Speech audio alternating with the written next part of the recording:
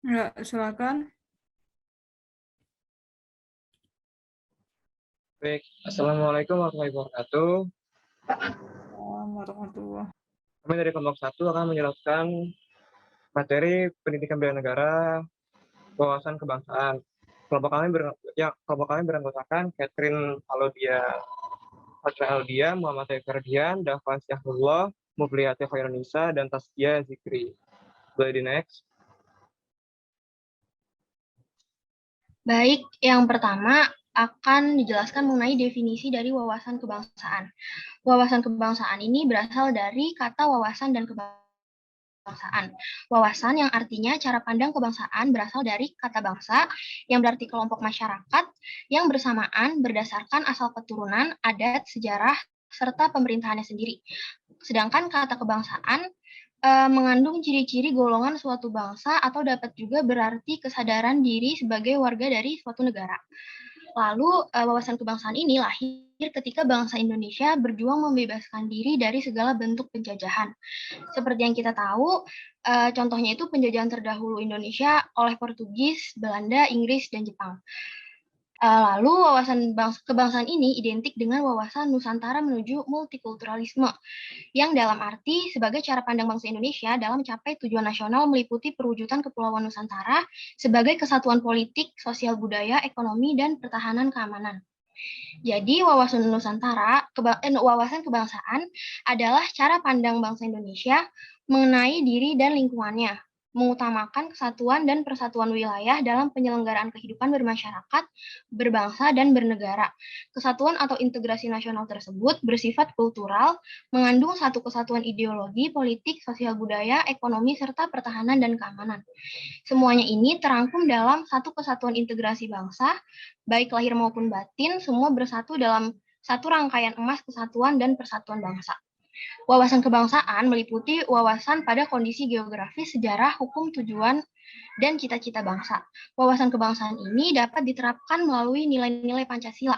Contohnya dengan mengutamakan persatuan dan kesatuan, lalu dengan sikap rela berkorban, dan dengan menjunjung tinggi Bhinneka Tunggal Ika, Pancasila, serta Undang-Undang Dasar 1945. Seperti yang bisa kita lihat di slide pada bagian sebelah kanan, terdapat 3 nilai yang terkandung di dalam wawasan kebangsaan. Yang pertama, Sorry, saya interupsi sebentar ya. Saya menerima ya, Mbak. telepon sebentar ya. Oke. Terima kasih. Yang pertama Nanti ada... lanjut aja ya. Kalau saya agak lama, lanjut aja ke kelompok selanjutnya. Iya, baik, Mbak. Jadi 3 nilai yang terkandung dalam wawasan kebangsaan ini, yang pertama ada pengorbanan, yang artinya ini sikap yang menunjukkan ketersediaan untuk berkorban dan mementingkan kepentingan negara dibanding dirinya sendiri.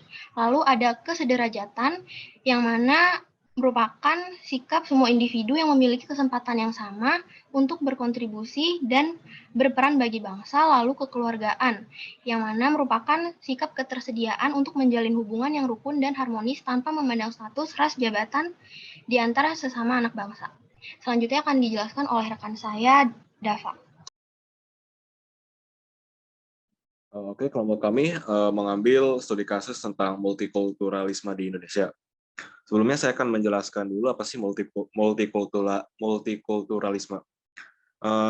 Istilah multikulturalisme ini digunakan untuk menjelaskan pandangan tentang ragam kehidupan di dunia atau kebijakan kebudayaan yang menekankan penerimaan tentang adanya keragaman, kebinekaan, pluralitas sebagai realitas utama dalam kehidupan masyarakat yang menyangkut nilai-nilai sistem sosial budaya dan politik yang mereka anut. Indonesia merupakan negara penganut konsep multikulturalisme dikarenakan negara Indonesia ini mempunyai banyak agama, ras, dan budaya. Hal ini membuat negara Indonesia dihadapi dengan banyak perbedaan. Perbedaan ini difaktori oleh beberapa sebab, yaitu yang pertama ada kondisi geografis Indonesia yang berada di 2 samudra dan 2 benua yang terdiri dari beberapa pulau. Wajar saja jika perbedaan seperti agama, ras, dan budaya terjadi di Indonesia. Lalu ada sejarah Indonesia. Sejarah Indonesia ini bisa dicontohkan seperti nenek moyang kita, lalu ada kerajaan dahulu seperti kerajaan Hindu, kerajaan Buddha, kerajaan Islam, dan sampai munculnya kaum kolonial yang menyebarkan agama Kristen. Lalu ada kondisi iklim. Kondisi iklim ini terjadi di daerah tertentu yang menyebabkan atau mempengaruhi perilaku dari suatu individu yang tinggal di daerah tersebut. Selanjutnya dilanjutkan oleh teman saya, David. Baik, terima kasih. Faktor keempat ada kebudayaan. Indonesia terdiri dari 34 provinsi wilayah yang dipisahkan oleh selat dan laut. Oleh karena itu, tiap provinsi memiliki ciri khas masing-masing, mulai dari pakaian adat, rumah adat, bahasa daerah, dan lain-lain. Yang kelima, perkembangan zaman. Globalisasi merupakan proses yang memiliki pengaruh dalam penyebaran budaya di seluruh masyarakat dunia, termasuk Indonesia. Dengan keterbukaan tersebut, tentu saja membuat masyarakat dapat dengan mudah menerima budaya asing yang masuk dari negara lain ke Indonesia, sehingga budaya asli Indonesia tercampur dengan budaya asing dan menjadikan masyarakat Indonesia menjadi masyarakat yang multikultural. Indonesia menyadari bahwa perbedaan ini merupakan hal yang paling penting dalam menjaga stabilitas dan keutuhan negara. Maka Indonesia harus menerapkan apa yang seharusnya dilakukan untuk negaranya agar terhindar dari konflik, seperti menerapkan dan melestarikan sikap toleransi, baik itu antar agama, budaya, dan ras. Lalu membangun sinergi antar budaya dan membangun kebijakan yang tepat bagi warga negaranya. Walaupun begitu, tidak hanya negara saja yang berperan untuk menghindari konflik tersebut, tetapi warga negaranya pun juga harus berperan penting dalam menggerakkan pendidikan multikulturalisme ini. Selanjutnya saya serahkan kepada Catherine.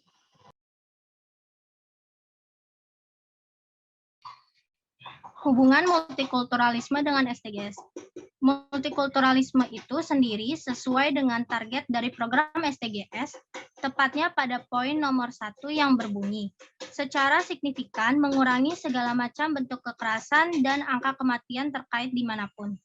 Dan poin nomor 12 yang berbunyi, mendukung dan mendorong hukum dan kebijakan non-diskriminatif untuk pembangunan berkelanjutan. Dari 2 poin di atas, dapat kita simpulkan bahwa dengan adanya multikultural yang menerima keragaman suku, budaya, agama, dan ras sangat melambangkan Pancasila yang memiliki semboyan Bhinneka Tunggal Ika. Dengan adanya penerimaan multikultural ini, dapat mengurangi segala bentuk kekerasan dan diskriminasi kepada suku atau agama lain, serta mengajarkan kepada anak-anak negeri kita untuk memiliki wawasan kebangsaan agar persatuan Indonesia tetap terjaga. Dan next. Demikian presentasi dari kelompok kami, kurang lebihnya mohon maaf.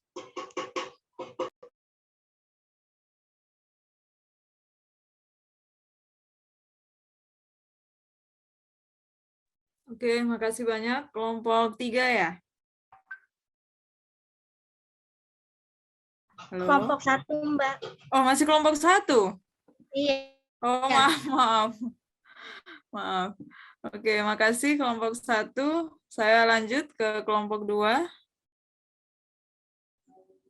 Baik, Mbak, izin share screen ya. Ya.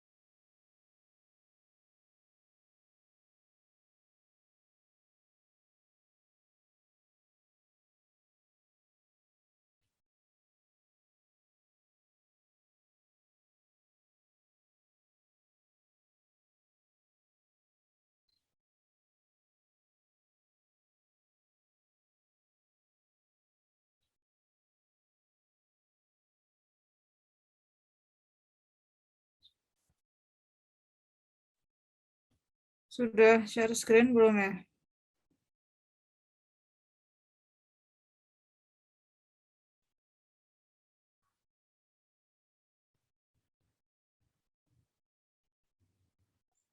Sebentar, maaf ya Mbak, ini koneksinya agak kurang. Hmm.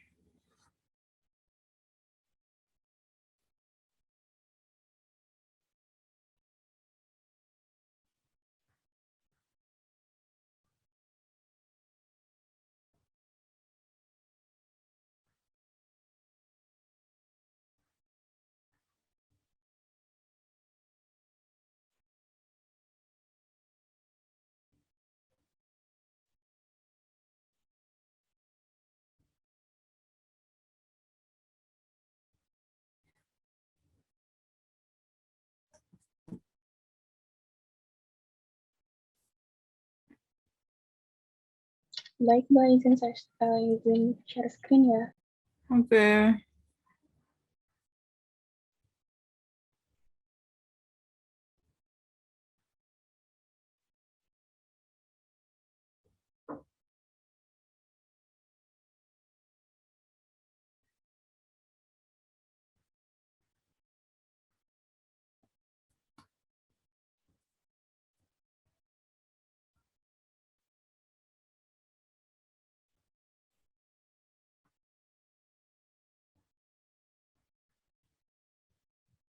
Baik, Assalamualaikum warahmatullahi wabarakatuh. Di sini kami dari kelompok 2 dalam mata pelajaran Pendidikan Bela Negara akan mempresentasikan tentang materi wawasan kebangsaan, studi kasus, dan juga kaitannya dengan SDG ke-16. Di sini kami terdiri dari Muhammad Zulfikar atau saya sendiri, Rizka Angela Martin, Hanifah Zaharani, Sarah Juwita, dan Dimas Noverian.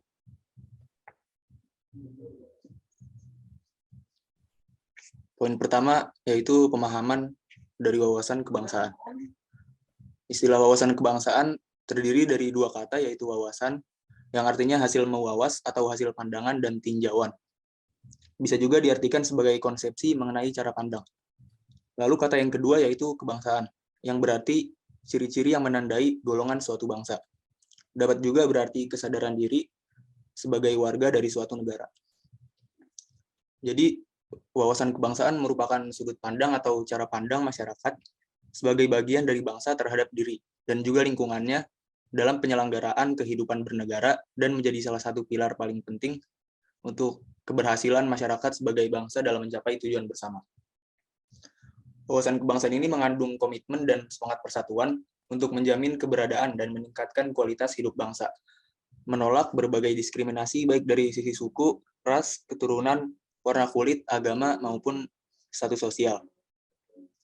Wawasan kebangsaan sangat penting untuk ditanamkan bagi generasi muda, khususnya pelajar, sebagai proses dalam pembentukan sikap moral dengan membangun karakter agar memiliki wawasan dan motivasi yang kuat, serta memiliki kepekaan dan kepedulian terhadap masa depan bangsa dan negaranya. Nilai-nilai penting wawasan kebangsaan yang pertama, adanya pengorbanan atau rela berkorban demi bangsa dengan menempatkan kepentingan bangsa sebagai prioritas. Yang kedua yaitu kesederajatan atau kesetaraan, yang bermakna bahwa perbedaan dan keragaman masyarakat Indonesia akan selalu sama tingkatannya. Tidak ada suku, golongan, maupun agama yang lebih tinggi tingkatannya dari yang lain. Lalu yang ketiga ada nilai kekeluargaan, yaitu dengan adanya nilai kekeluargaan ini yang tentunya dapat menguatkan rasa persatuan bagi seluruh masyarakat. Jadi kesimpulannya, wawasan kebangsaan adalah cara kita sebagai bangsa Indonesia dalam memandang diri dan lingkungan kita untuk mencapai tujuan nasional yang mencakup perwujudan Kepulauan Nusantara sebagai kesatuan Polexosbud Hankam, politik, ekonomi, sosial budaya, dan pertahanan keamanan. Tentunya dengan berpedoman pada falsafah Pancasila dan juga UUD 1945.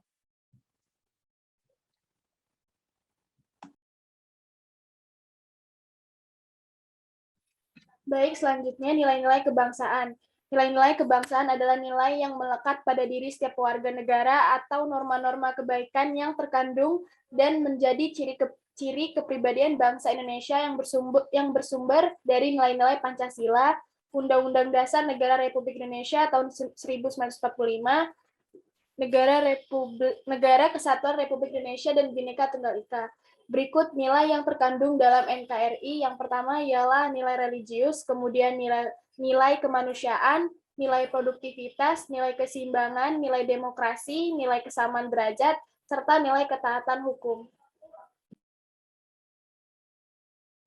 Selanjutnya kita masuk ke makna wawasan kebangsaan. Yang pertama, untuk mengutamakan persatuan dan kesatuan agar tidak terjadinya sebuah konflik ataupun perpecahan di dalam negara. Yang kedua, rela berkorban untuk kepentingan bangsa dengan cara belajar dengan sungguh-sungguh ataupun mengabdi kepada bangsa. Yang ketiga, ada penghargaan terhadap martabat bangsa.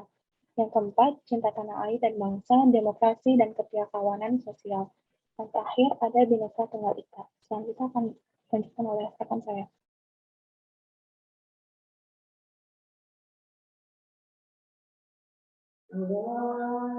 Baik, selanjutnya adalah faktor-faktor yang mempengaruhi karakter bangsa gitu ya.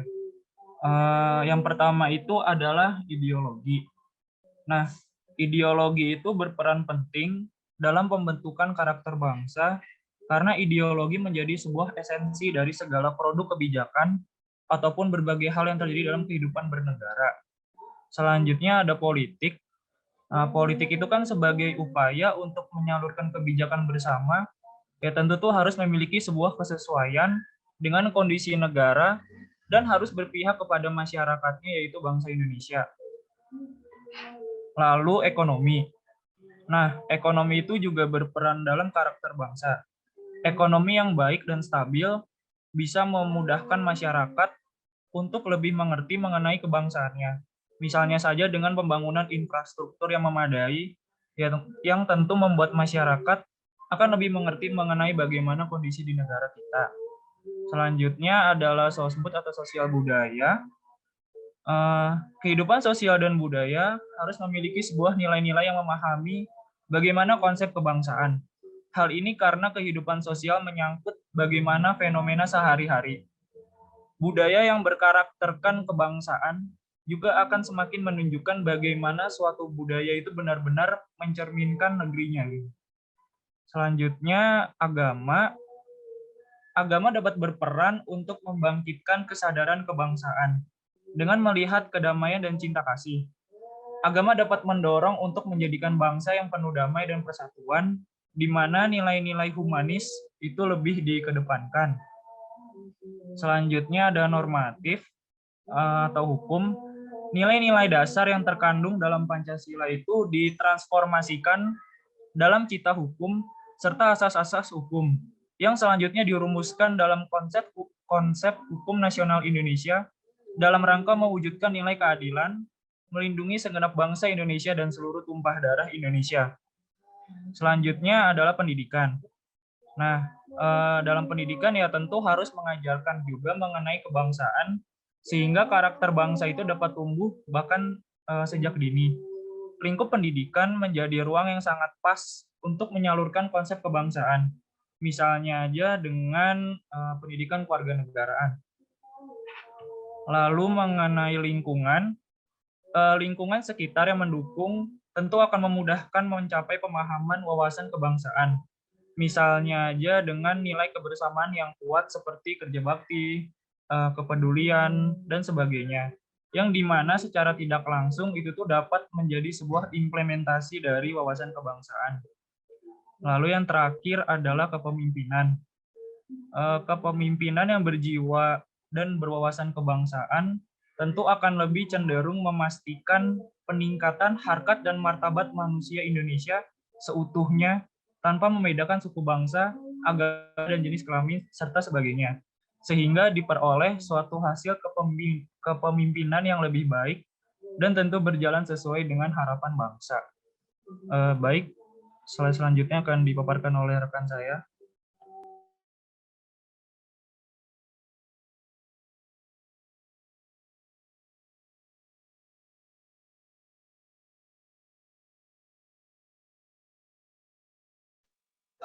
Yang berikutnya itu ada SDGs 16 yang mana menguatkan masyarakat yang inklusif dan damai untuk pembangunan berkelanjutan, menyediakan akses keadilan untuk semua, dan membangun kelembagaan yang efektif, akuntabel, dan inklusif di semua tingkatan. Maksudnya itu menggalakkan negara berdasarkan hukum di tingkat nasional dan internasional, dan juga menjamin akses yang sama terhadap keadilan bagi semua. Pada bunyi target tersebut terlihat jelas bagaimana upaya untuk dapat membangun sebuah negara atau institusi yang kuat, serta jaminan akses keadilan bagi seluruh masyarakat di Indonesia. Jika keberagaman itu dapat dihargai dengan baik, maka tentu akan terbentuk sebuah kesatuan yang solid, dan juga itu tentu membuat negara semakin kuat dan dapat lebih maju lagi.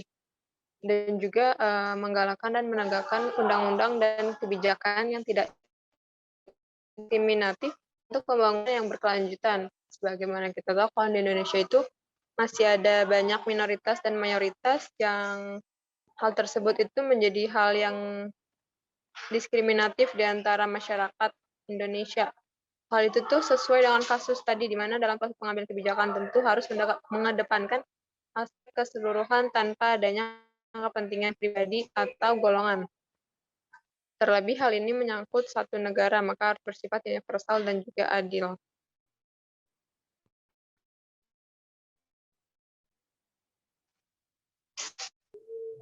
Slide selanjutnya. Oke, baik. Selanjutnya adalah mengenai kasusnya. Kelompok kami membahas mengenai kasus yang udah lama banget ya, yang udah legend banget, yaitu pada saat proses perumusan kembali sila ke-pertama. Sebenarnya ini sama mirip dengan multikulturalisme pada kelompok pertama, cuma ini lebih ke agama mungkin ya. Jadi pada saat proses perumusan kembali rancangan Undang-Undang Dasar 1945, tepatnya pada perumusan Pancasila sebagai dasar negara, awalnya sila pertama itu kan berbunyi ketuhanan dengan kewajiban melaksanakan syariat Islam bagi para pemeluknya. Namun, terdapat kelompok tertentu yang kontra atau merasa keberatan dengan hal tersebut. Kelompok tersebut adalah tentu yang non-Muslim atau yang beragama selain Islam. Oleh karena itulah, dilakukannya kembali diskusi dan akhirnya terjadilah perubahan, di mana akhirnya sila pertama menjadi ketuhanan yang Maha Esa. Nah, hal ini tuh dapat dilihat sebagai suatu bentuk kesadaran akan kemajemukan NKRI sebagai salah satu hal yang harus diperhatikan. Itulah salah satu contoh wawasan kebangsaan yang dapat kita pelajari dari para pendahulu bangsa kita. Boleh next slide. Oke, pembahasan selanjutnya adalah kasus atau fenomena tersebut merupakan salah satu bentuk bagaimana terdalaminya wawasan kebangsaan. Kaitannya dengan SDGs 16 sesuai dengan target, yaitu menggalakkan negara berdasarkan hukum di tingkat nasional dan internasional, dan juga menjamin akses yang sama terhadap keadilan bagi semua, tanpa adanya diskriminatif dan pembeda di antara masyarakat. Yang berikutnya, menggalakkan dan menegakkan undang-undang dan juga kebijakan yang tidak diskriminatif yang tadi sudah dijelaskan untuk pembangunan berkelanjutan dan yang lebih baik.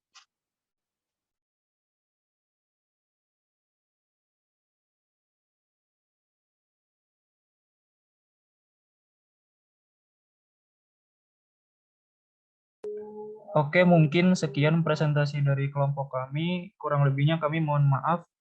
Assalamualaikum warahmatullahi wabarakatuh. Selamat sore, terima kasih. Terima kasih. Waalaikumsalam warahmatullahi wabarakatuh. Lanjut, kelompok berapa? Kelompok 3. Saya izin share screen ya, Mbak? Ya, silakan Salwa.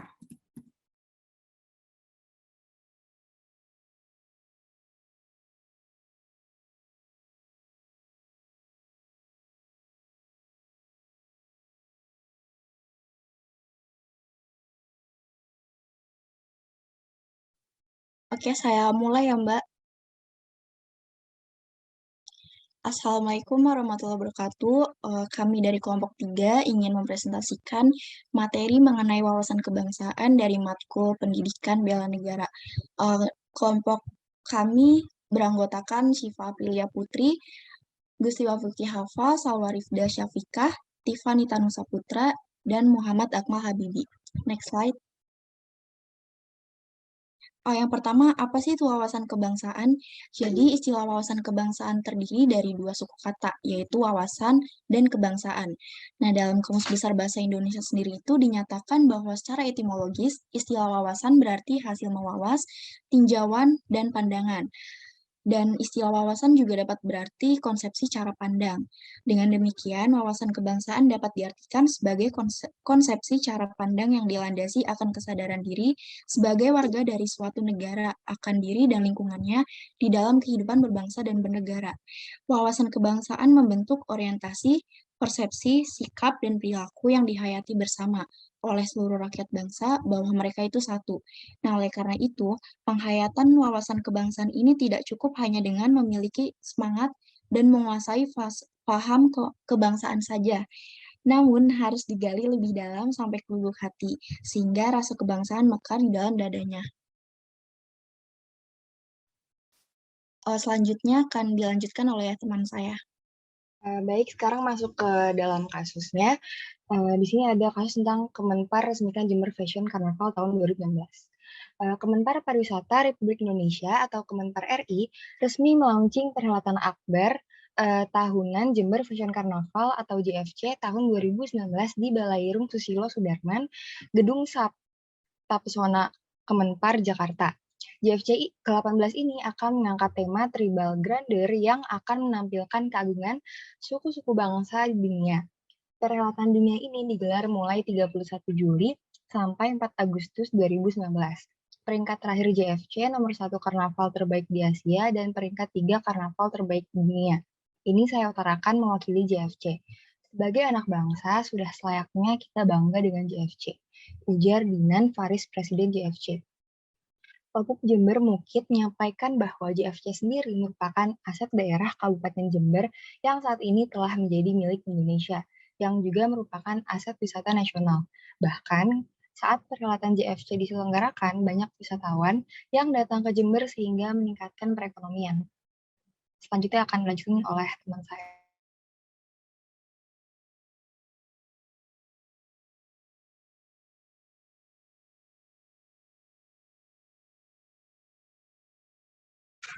Baik, berikutnya ada kaitan dengan wawasan kebangsaan. Jadi Jember Fashion Carnaval ini menjadi ajang untuk memupuk wawasan kebangsaan yang didasari oleh kebudayaan nasional. Dalam acara JFC yang diselenggarakan ini mengandung pesan budaya yang digambarkan melalui warisan budaya bangsa maupun warisan budaya dunia yang juga JFC ini dihadirkan bersama dengan konsep-konsep global dalam karnaval fashion-nya. Nah, JFC di sini berperan dalam pengenalan identitas bangsa melalui kebudayaan yang juga membantu masyarakat dalam menanamkan rasa kebangsaan. Jadi, acara ini menjadi cara untuk memelihara kekayaan budaya menjadi perwujudan dari Bhinneka Tunggal Ika dan jadi cara untuk menumbuhkan rasa cinta tanah air di dalam masyarakat. Selanjutnya dilanjutkan oleh teman. Lalu selanjutnya dengan adanya JFC ini pun dapat membangun kesadaran dalam membawa rasa kebanggaan dan semangat kebangsaan.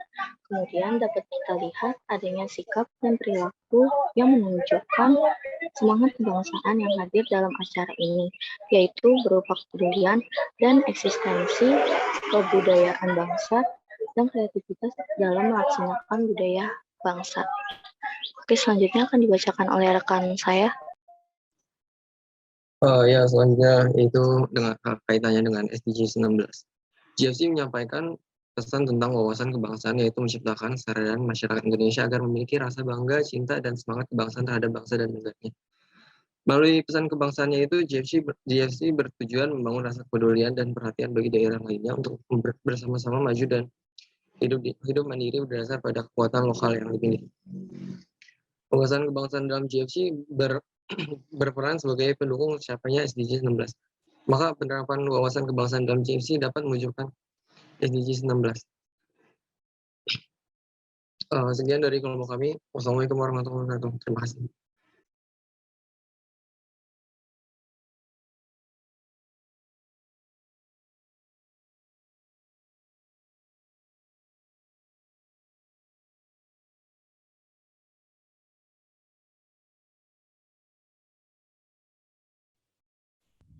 Ya, sorry, saya terlempar.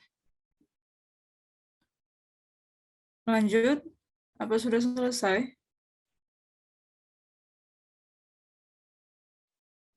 Selanjutnya kelompok 4 ya, Mbak. Ya, silakan. Makasih, Clarissa. Iya, izin share screen, Mbak. Oke.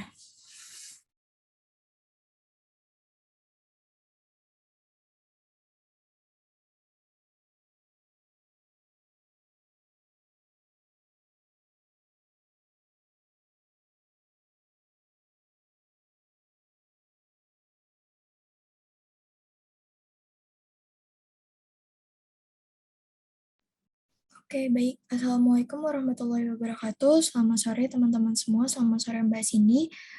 Kami dari kelompok 4 hari ini ingin mempresentasikan mengenai wawasan kebangsaan dengan anggota kelompok. Pertama, Clarissa Andarini, yaitu saya sendiri. Kedua ada Naila Safa Amira. Lalu ada Seana Lutnia. Lalu ada Faisal Maulana. Lalu ada Firda Rahma. Lalu ada Pinkan Reza. Selanjutnya, saya persilakan untuk rekan kelompok saya.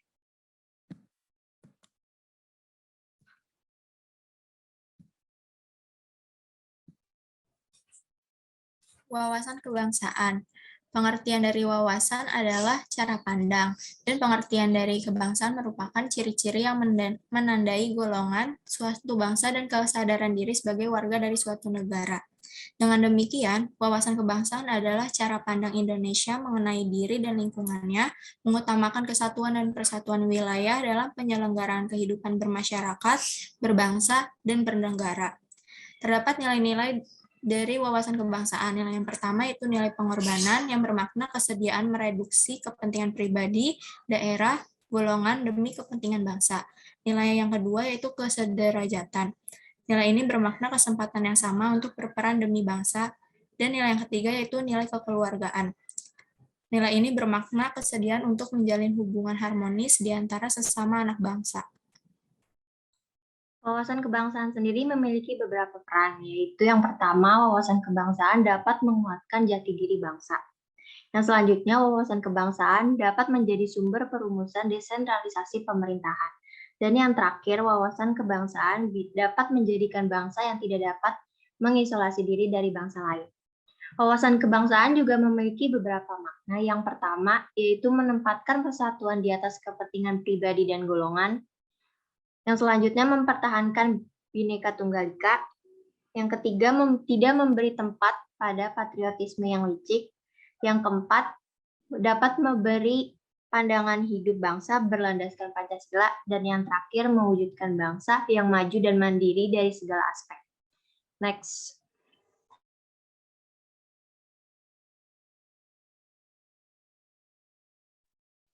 Nah, selanjutnya berdasarkan pengertian yang telah dijelaskan oleh rekan saya tadi mengenai wawasan kebangsaan, di mana kita sebagai seorang individu juga harus turut mengutamakan kemajuan lingkungan. Nah, dengan begitu, kami dari kelompok 4 ingin mengangkat studi kasus tentang terbentuknya SSC Sidoarjo atau Student Safe Street Community, Safe Street Children, komunitas pemerhati anak jalanan.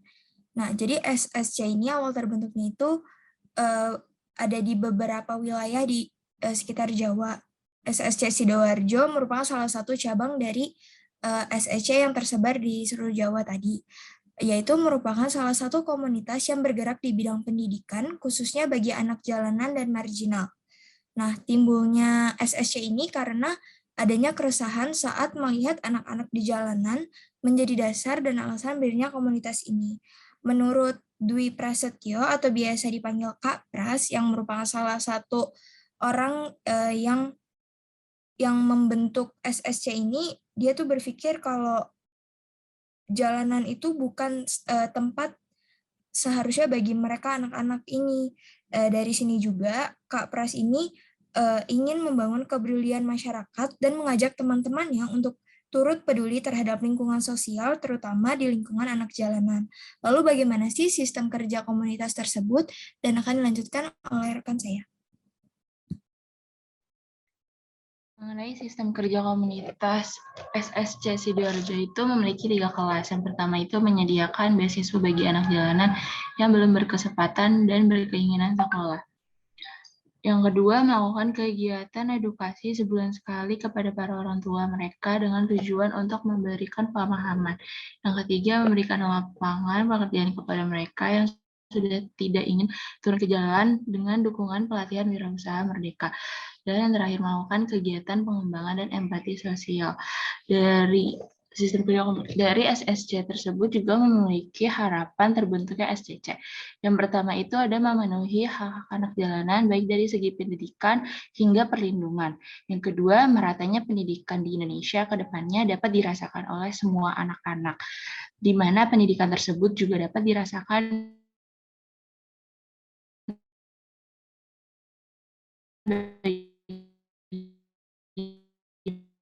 mereka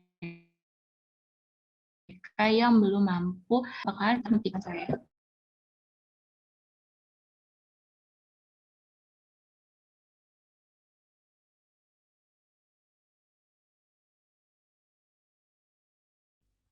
Baik, di slide terakhir ini ada hubungan antara studi kasus dengan SDG ke-16.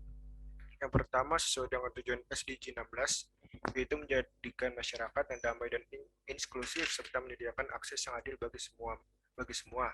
Maka diperlukannya organisasi seperti yang didirikan oleh suatu komunitas di wilayah Sidoarjo, yaitu komunitas Save Street Children atau SSG, dengan tujuan melindungi serta menjamin keadilan bagi seluruh anak jalanan.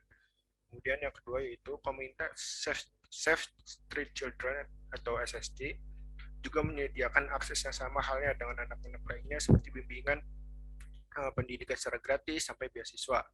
Lalu yang terakhir, memberikan kesejahteraan yang setara dengan anak-anak lainnya dalam bidang pendidikan dengan tujuan mencerdaskan harapan atau penerus bangsa. Karena bagi komunitas Save Street Children atau SSG, anak jalanan memiliki hak-hak seseorang anak sebagaimana anak-anak lainnya.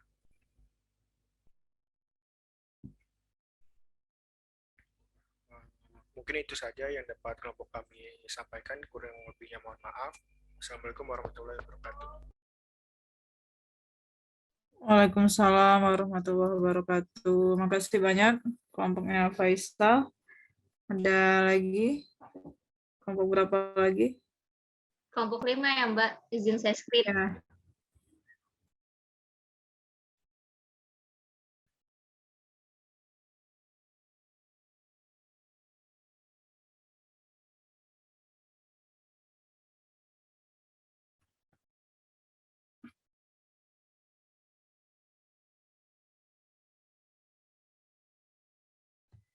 Ya, Assalamualaikum warahmatullahi wabarakatuh. Selamat sore Mbak Sini, sama teman-teman semua.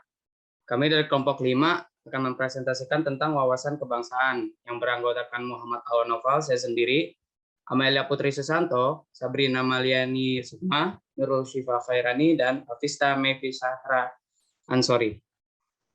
Selanjutnya akan dibacakan oleh teman saya. Baik, selanjutnya ada pengertian dari wawasan kebangsaan. Wawasan itu sendiri adalah hasil mewawas, tinjauan, dan pandangan atau konsepsi cara pandang kita. Sedangkan kebangsaan dari kata bangsa yang berarti kelompok masyarakat yang bersamaan asal keturunan adat, sejarah, serta pemerintahannya sendiri. Jadi wawasan kebangsaan adalah cara pandang bangsa Indonesia mengenai diri dan lingkungannya, mengutamakan kesatuan dan persatuan wilayah dalam penyelenggaraan kehidupan bermasyarakat, berbangsa, dan bernegara. Sudah semestinya seluruh warga negara memiliki wawasan kebangsaan, karena hal tersebut merupakan hal dasar untuk mengenal, mencerminkan, serta melindungi negara kita dari ancaman baik luar negeri ataupun dalam negeri. Selanjutnya akan dijelaskan oleh teman saya.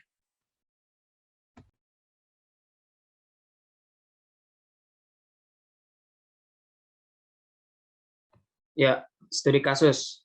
Indonesia merupakan negara kepulauan yang memiliki kebudayaan beragam, mulai dari Sabang sampai Merauke. Selain itu, kebudayaan negara kita juga memiliki wilayah yang luas dan berdekatan dengan beberapa negara seperti Malaysia dan juga Singapura. Maka dari itu, kebudayaan dari Indonesia dan beberapa negara di sekitarnya memiliki kesamaan akar budaya, sehingga ditemui pengklaiman budaya secara sepihak. Saat ini kami mengangkat kasus tentang pengklaiman budaya RI terhadap Malaysia. Next. Pertama, mengapa sih pengklaiman budaya Indonesia oleh Malaysia itu menjadi ancaman bagi bangsa Indonesia. Pengklaiman budaya Indonesia oleh Malaysia menjadi ancaman bagi bangsa Indonesia. Dengan alasan tersebut, Indonesia sebagai negara yang kaya akan keanekaragaman budayanya merasa perlu untuk melindungi kebudayaan nasionalnya dalam mencegah terjadinya klaim budaya yang bisa saja terulang kembali. Lalu apa saja budaya yang diklaim sepihak oleh Malaysia? Next. Nah, budaya yang pertama ada wayang kulit. Wayang kulit ini pernah diklaim oleh Malaysia sebagai bagian dari budaya mereka. Hal ini dikarenakan beberapa orang Indonesia yang menetap di sana kerap mengadakan pertunjukan wayang kulit.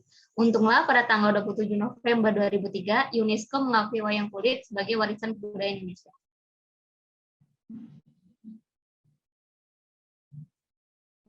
Yang kedua ada batik. Malaysia pernah mengklaim budaya Indonesia yang satu ini sebagai bagian dari budaya mereka. Untuk menghindari polemik berkepanjangan, pemerintah Indonesia pun segera mendaftarkan batik ke UNESCO untuk mendapatkan pengakuan. Meski telah didaftarkan sejak 3 September 2008, UNESCO baru mengakui batik sebagai warisan budaya Indonesia pada 2 Oktober 2009 setelah dilakukan pengujian.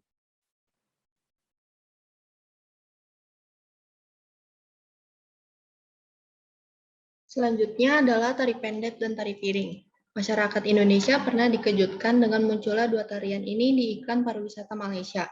Malaysia menganggap dua tarian ini merupakan warisan budaya mereka. Padahal sudah jelas-jelas tari pendek berasal dari Bali, sedangkan tari piring berasal dari Sumatera Barat. Next.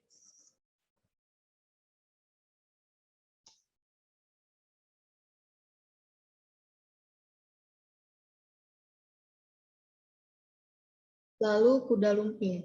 Malaysia pernah mengklaim kuda lumping sebagai budaya mereka. Hal ini dikarenakan banyaknya orang-orang Jawa yang menetap di Malaysia mewariskan budaya tersebut kepada anak-anaknya di sana. Malaysia juga pernah menggunakan kostum tari kuda lumping di ajang Miss Grand tahun 2017. Next.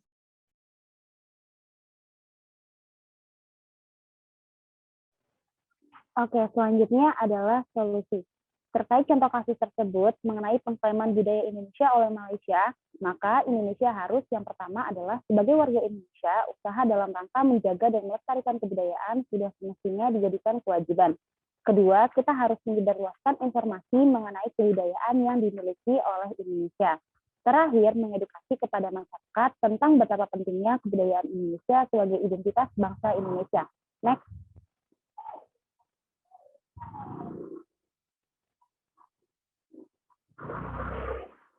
Kaitan dengan SDG nomor 16. Pada kasus yang kita bahas sebelumnya, kasus tersebut berkaitan dengan SDG nomor 16. Pada poin justice, di mana bangsa Indonesia memperjuangkan keadilan terhadap budayanya yang dicuri. Selanjutnya pada poin strong institution, sudah semestinya baik dari pihak pemerintah maupun dari pihak UNESCO menegaskan hak milik budaya tersebut. Dengan demikian, tidak ada lagi pertikaian dan perseteruan antara dua negara tersebut yang membuat relasi Indonesia-Malaysia menjadi terganggu. Demikian dari kelompok kami. Terima kasih atas perhatiannya. Assalamualaikum warahmatullahi wabarakatuh.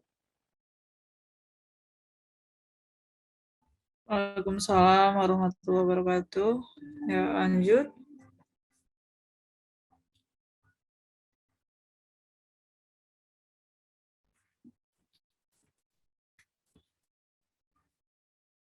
Boleh dilanjut.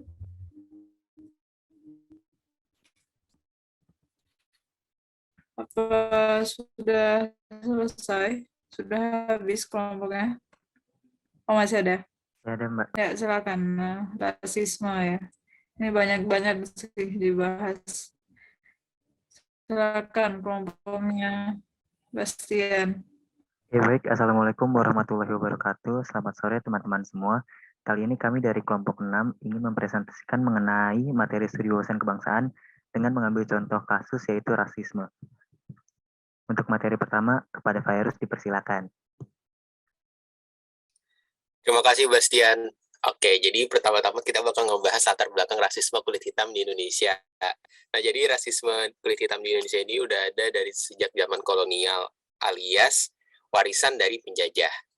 Rasisme tidak lepas dari warisan kolonial, jadi nggak cuma korupsi, kolusi, dan nepotisme yang diwarisi ke kita, tapi juga rasisme. Nah, bagaimana dulu Belanda sebagai warga dari Eropa membuat stratifikasi sosial pada masyarakat jajahannya di Indonesia.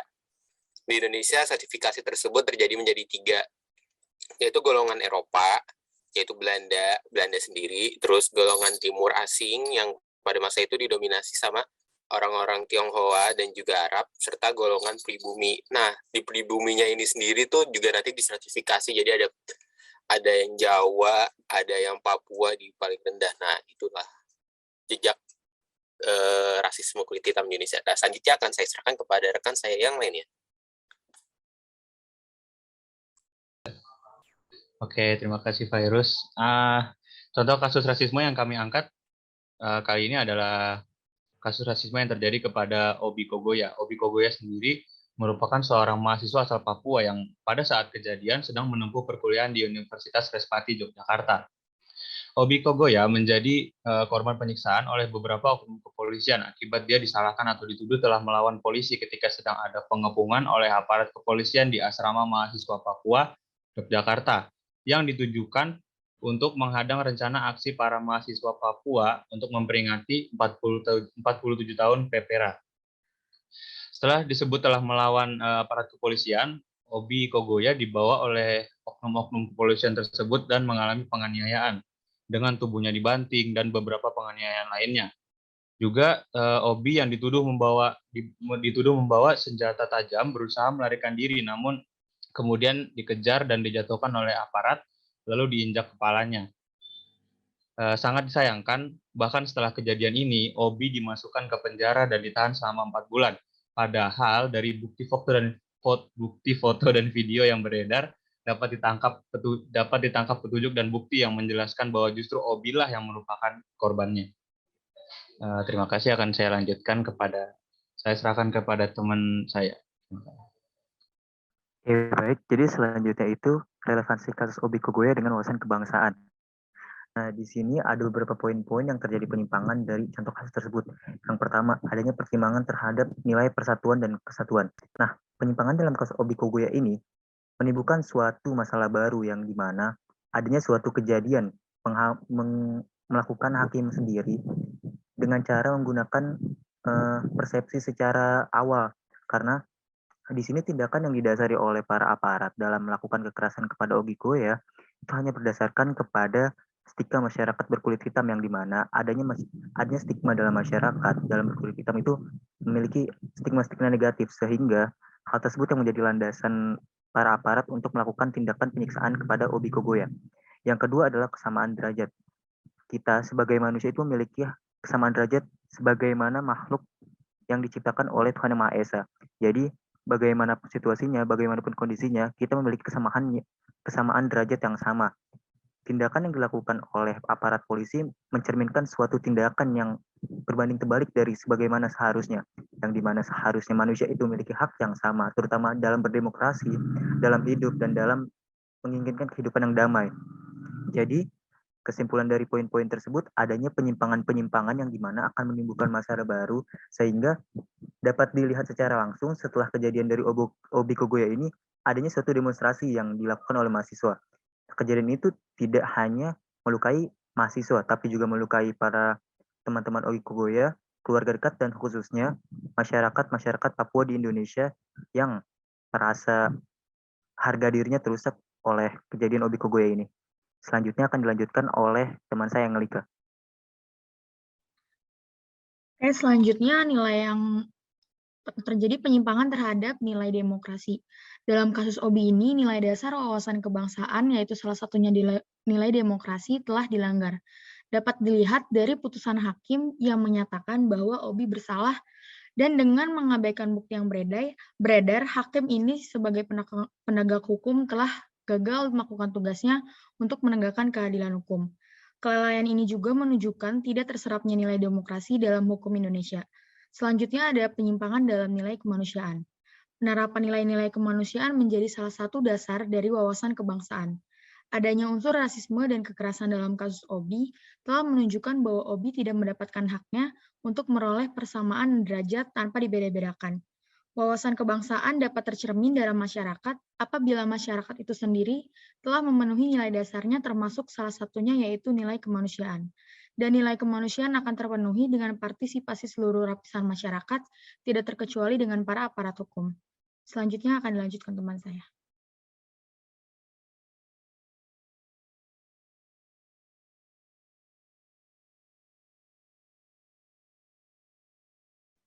Oke, kita masuk ke relevansi kasus Obi Kogoya dengan SDG S16.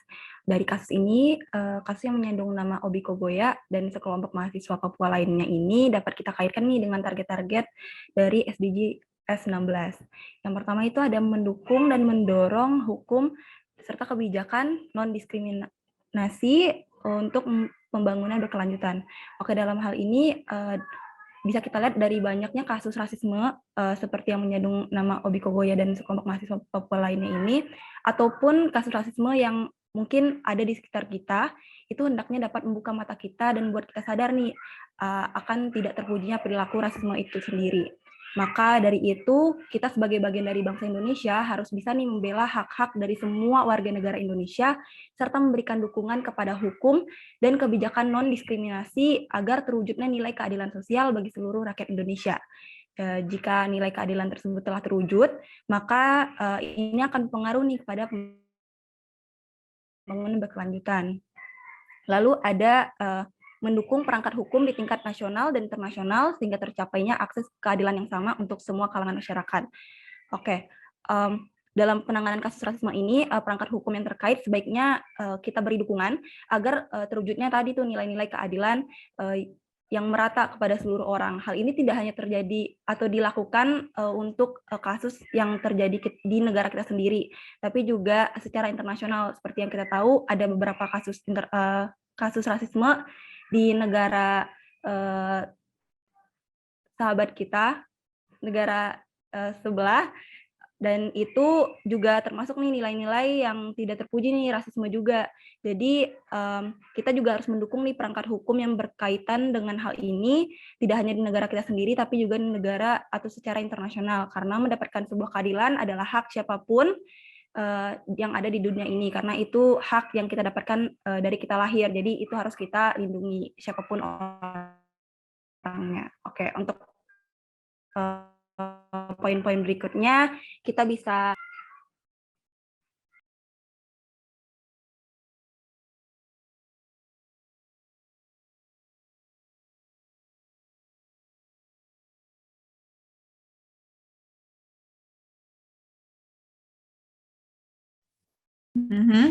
Lanjut. Selanjutnya Saya ada kehilangan koneksi. Ya, silakan.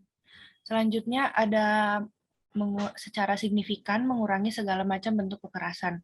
Nah, di poin ini itu sebagai contohnya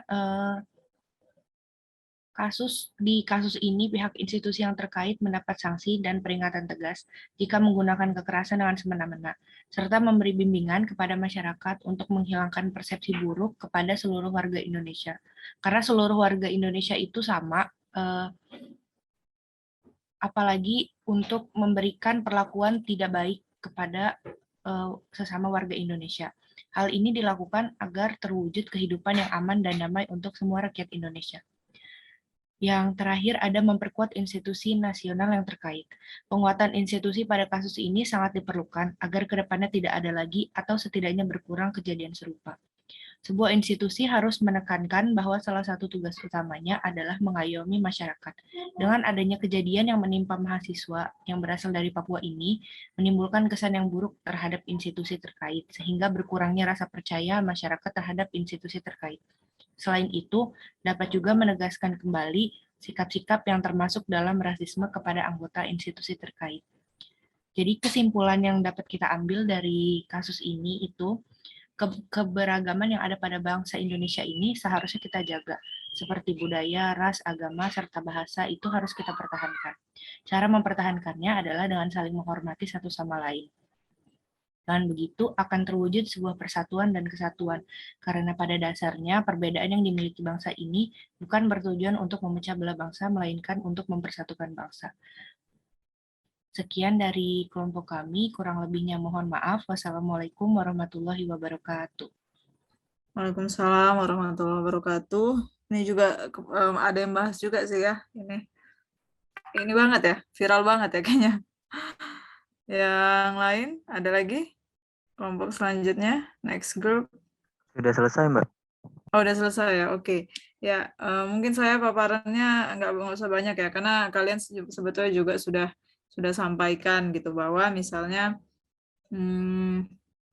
wawasan kebangsaan itu sebetulnya ada beberapa hal ya. Jadi nilai-nilai tadi misalnya pengorbanan, kesetaraan gitu ya. Itu itu sudah kalian sampaikan gitu ya. Jadi memang untuk ya itu pentingnya wawasan gitu loh. Karena bisa jadi orang-orang yang melakukan tindakan rasisme gitu ya. Mereka-mereka ini ternyata mungkin kurang wawasan. Ya, bahwa sebetulnya ya kita sama mau warna kulitnya hitam, merah, kuning, hijau, abu gitu ya. Tapi as long as you're Indonesian, ya you're Indonesian gitu. Jadi nggak peduli mau rambutnya pirang, keriting, wavy, curl gitu ya, atau blonde gitu ya. Tapi memang Indonesia ya, you're still Indonesian gitu ya. Jadi banyak orang yang mungkin tidak tersosialisasi dengan baik ya untuk wawasan kebangsaan. Nah, sehingga saya sering bilang gitu bahwa wawasan kebangsaan itu bukan cuma untuk tes PNS ya. Ada Wasbang gitu ya. Kan ada kayak saya dulu tes PNS kan ada TIU, tes intelijensia umum, ada TWK, tes wawasan kebangsaan dengan tes karakteristik pribadi atau TKP. And you know what? I got passed di exam ya. Jadi TWK biasanya orang rendah ya. Nah, saya tinggi gitu. Ya, TIU saya mungkin ya mepet-mepet lah ya, karena matematikanya mohon maaf gitu ya.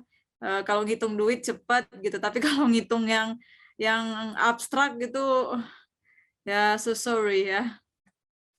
Jadi setuju.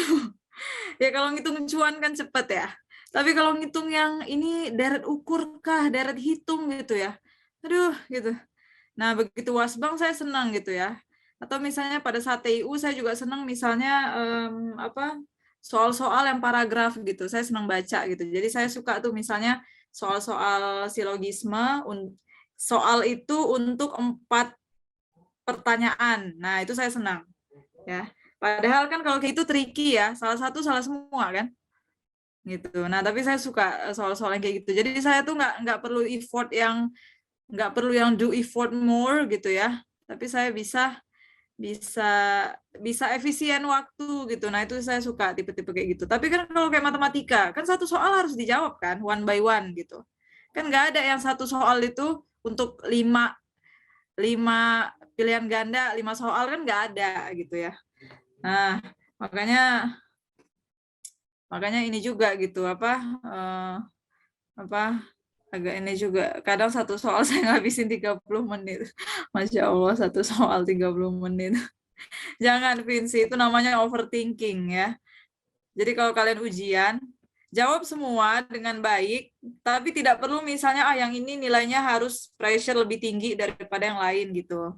Ya, jangan takut salah ya. As long as you have an argument, as long as you have good opinion gitu ya, atau splendid idea gitu ya, brilliant idea ya, you can nail it gitu. Jadi kalian pasti bisa gitu ya. Makanya saya sering bilang gitu ya, manusia itu mau gimana ya, mau ujiannya besar atau kecil itu tergantung daya tahannya. Jadi ada orang-orang yang dikasih masalah tuh masalah kecil, tapi udah stres parah gitu. Karena daya tahannya tuh rendah gitu ya. Nah, ada orang-orang, gue tahu nih, Fadil, ya, tahu ada orang-orang yang dikasih cobaan besar, tapi easy going aja gitu. Ya karena daya tahan tadi gitu ya, daya tahan mental dan sudah tahan banting gitulah ya istilahnya. Makanya saya sering bilang, apalagi kalau misalnya kalian ujian apapun itu, yang penting kalian Jadi sesulit atau semudah apapun soalnya gitu ya. Yang penting kalian punya knowledge itu pasti bisa overcome gitu. Ya, pasti bisa teratasi. Ya. Semua emot aja virus. Semua emot. Ayo, apa lagi? Nggak apa-apa, saya senang aja karena emang udah sore-sore ini banget ya. Saya dari pagi loh. Bayangin ya. Saya dari jam 9 sampai jam 11 ada kelas bahasa Inggris di UPN. Jam 1 sampai sekarang ngajar ya, 2 kelas. Jam 8 sampai jam 9 saya ada kelas lagi IELTS. Ya, so could you imagine how tough I am? Ya. Ya, thank you for the muscle ya. GWS.